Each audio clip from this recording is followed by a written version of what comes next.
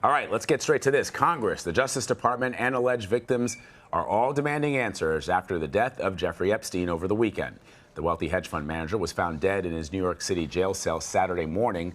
Initial reports suggest it was an apparent suicide. Epstein was accused of running a sex trafficking ring and abusing dozens of young girls. Mola Lenghi is outside the Manhattan jail with a closer look.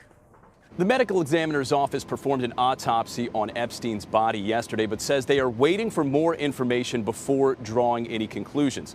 A source tells CBS News that Epstein hanged himself in a jail cell here at the Metropolitan Correctional Center, which is raising some serious questions about how exactly he was able to do that. You remember it was just a few weeks ago that Epstein survived a previous apparent suicide attempt. A representative for workers at the Metropolitan Correctional Center tells CBS News the death of Jeffrey Epstein here is not a surprise. She says staffing is completely inadequate, with workers putting in more than 60 hours a week, leaving them overwhelmed and not alert. It had been just over a month since the feds announced Epstein's arrest. The charges allege that Epstein sexually abused young girls by enticing them to engage in sex acts for money.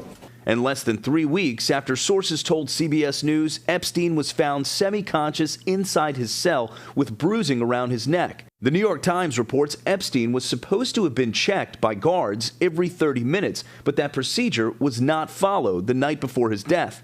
In a statement, Attorney General William Barr said Epstein's death raises serious questions.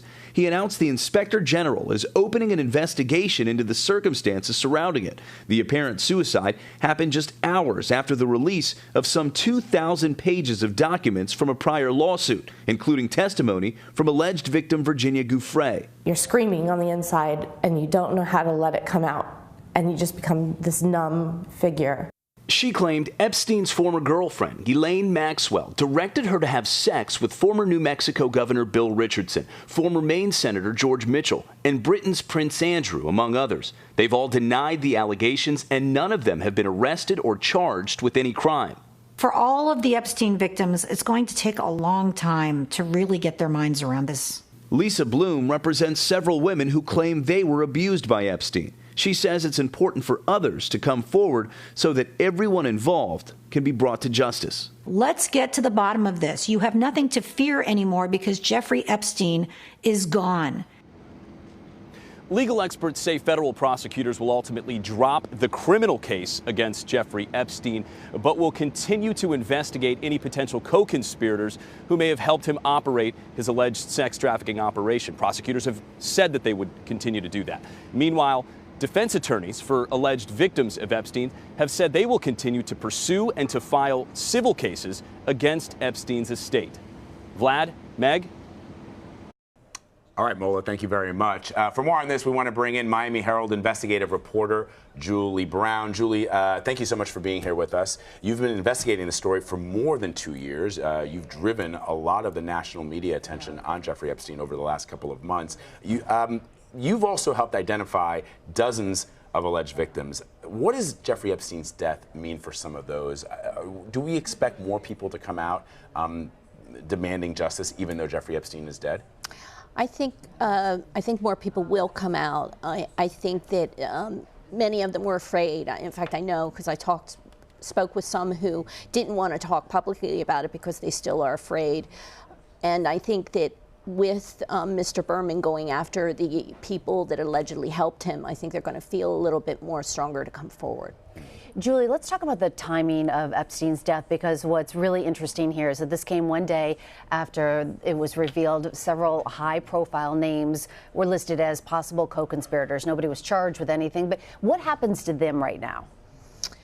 Well, I'm sure that prosecutors are looking at their role in this, especially in the wake of these documents being released, which provided a lot more of I think, of a picture of how this sex trafficking operation worked and who was involved in it, and the different roles different people played. You know, there were, he had employees that were recruiters, who were schedulers, who were pilots, who transported allegedly some of these girls. So there's a whole array of people that helped him. He didn't do this all by himself, and there were some people that made a lot of money themselves off of this operation. So I'm sure that as they say, the prosecutors are following the money, and they're looking at all these other people who were involved. Well, how nervous are they right now? Because it seems as if the focus is now shifting to these possible people. I'm sure they all have lawyers, and you know, it'll be curious to see whether who actually comes forward and cooperates with authorities. So, you know, that kind of thing didn't happen back in 2008.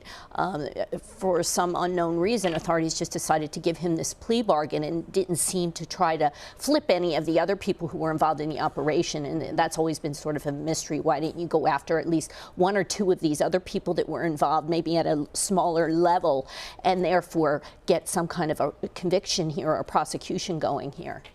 You know, I can only imagine what it's like to have waited for years for the public, for prosecutors to believe you if you're a victim, and to be anticipating this moment when your day of justice will come, and to have that taken away under what, you know, appear to be very strange circumstances that, you know, the Attorney General of the United States is investigating. Apparently he's livid, reports say. Are they frightened now for their safety? Are they worried about what comes next? I think anybody associated with this case has to be looking in their rearview mirror a little bit, you know, and wondering, you know, especially that this death is very suspicious.